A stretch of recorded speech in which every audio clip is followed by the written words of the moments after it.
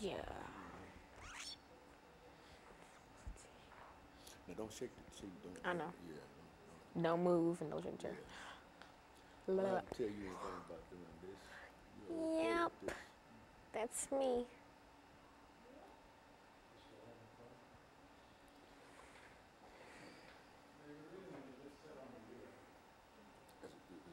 My tie on straight. Yeah.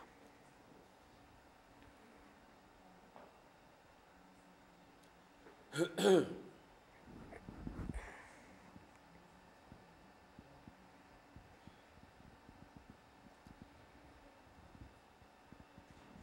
know, this is an appropriate topic today. Talk about the Russian Revolution because. Are we fighting with the Russians? Well, not fighting, but Donald Trump has a little bit of issues with the Yeah.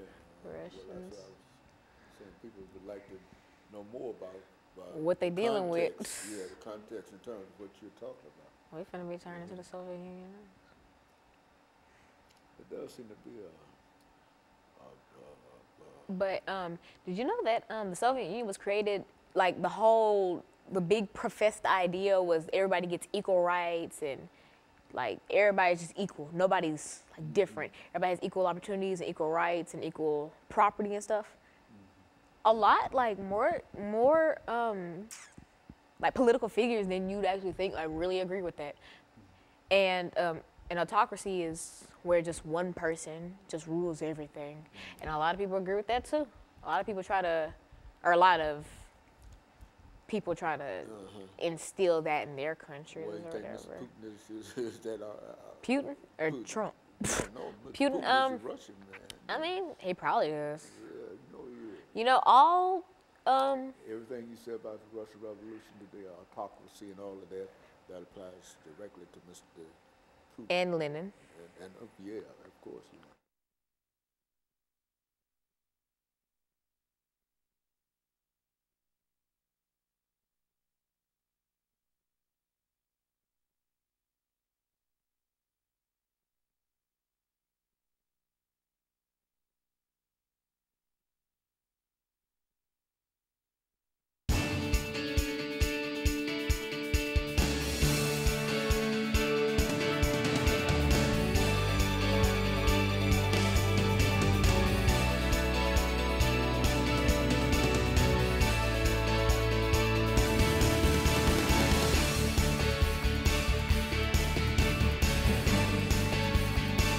Thank you and welcome to the show today. The topic today is the Russian Revolution. And we're fortunate to have with us to talk about the Russian Revolution, Alana McLaughlin. And of course, Alana, let me welcome you to the show this morning and to tell you how delighted we are to have you with us. You've not been with us on a number of occasions, but nevertheless you are with us today. And you have selected a very, very unusual topic today, dealing with the Russian Revolution. Before we get started in the topic, Alana, let's see if we can have you to give us some information about your background, your education, and some of the things that were important in terms of bringing you to us this morning. And by that time, we should be out of this first 6-minute segment, and then we'll have an opportunity to dive directly into the Russian Revolution. Let's do it from that perspective. Well, as you previously stated, my name is Alana McLaughlin. I am a freshman at the Nashville School of the Arts. I play trumpet. And what really brought me here was my love for history and talking about topics that a lot of people don't know about. Like the Russian Revolution, people know of it, but people don't really know about it. Mm-hmm. And so that's my main purpose here today, to shed light on a topic that is kind of important. And, well, all historical events are important because they tie into our modern daily life in some way, shape, or form. But about me, I'm Alana McLaughlin. I am very involved in sports. Like I said, I play trumpet. I am in marching band. I cheerlead, etc. Just things like that. And that's about it. But school comes before everything. And I'm really more of an academic-based person. So that's very good. And so let's look at the so-called Russian Revolution, Lana, and give us sort of an overview in terms of the kind of information that you're going to give us this morning dealing with this very, very important historical event? Well, the overview of the Russian Revolution is really just the big name for two sets of revolutions. And these two revolutions kind of work together to tear down the Tsarist autocracy. And now, if you're not familiar with that, it's a type of democracy or whatever. And it's a type that basically means one person rules everything. So they rule government, they rule the people, just one big leader. If you look back in history, there were lots of forms, well, attempted forms of autocracy. Say Hitler and the Jews, he tried to kind of run everything with him just being the sole leader, not really having a government, just him. Lots of dictators try to instill an autocracy, but a lot of times it doesn't work. But as I was saying, the Russian Revolution is just a big name for that. And see, once the Russian Revolution occurred in 1917, this overthrew that autocracy that I mentioned, and this was the beginning of the Soviet Union, which would come to play in 1922. Why don't you tell us something about how this overthrowing of this autocracy came about? What was an autocracy, and what was the name of the basic kind of thing that upheld the whole Russian situation up until that time? Well, what upheld the Russian people was the fact that none of them had rebelled up until this revolution, this rebellion. They all sat and kind of tolerated this autocracy, this one person trying to instill beliefs and views that the Russian people didn't necessarily agree with. But they let this pass by until certain people stood up and tried to break down this barrier. And these people can be seen as the equivalent of like civil rights leaders for African Americans. As we know, civil rights leaders tore down the barrier of segregation and things like that, and they helped bring equality for their people, as the people who stood up for the Russians did. And there's so many people, more than I can name, that stood up and fought this. But in the end, these people stood up, and that's how the part one of the revolution started, because like I said, there was two revolutions. They both occurred in 1917 though. And the Russian Revolution is just a big overview of those two revolutions. Okay, and so what we'll do, we'll take our first commercial break in a few seconds, Lana, and then we'll have an opportunity to come back and to deal with the second part of the Russian Revolution. And so essentially, you're saying that the revolution started in 1917, almost immediately after what we generally call the First World War. Yes. As a matter of fact, it was a product in a real sense of Russia's participation in the First World War.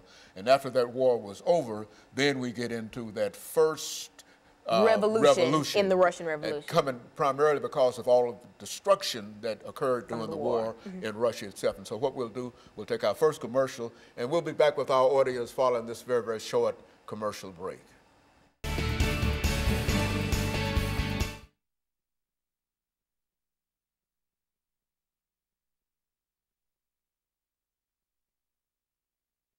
Why it would never survive somewhere like like America and stuff like that. And then after that, I'm just going to like comparing dictators and stuff. Okay, well, you let me know. Are you just going to start comparing? I'll just follow you then. All right.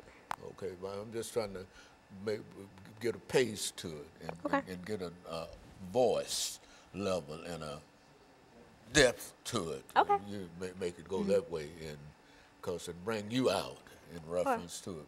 And so when we come back, I'll announce what we're dealing with, and then you can start again where you please. And we've got 8 minutes, and you deal with this however you wish to. And if at some point you wish to bring in some information in reference to the animal farm, et cetera, anything that you want to deal with dealing with the Russian Revolution, because I think we've got a pretty good start dealing with that great historical event.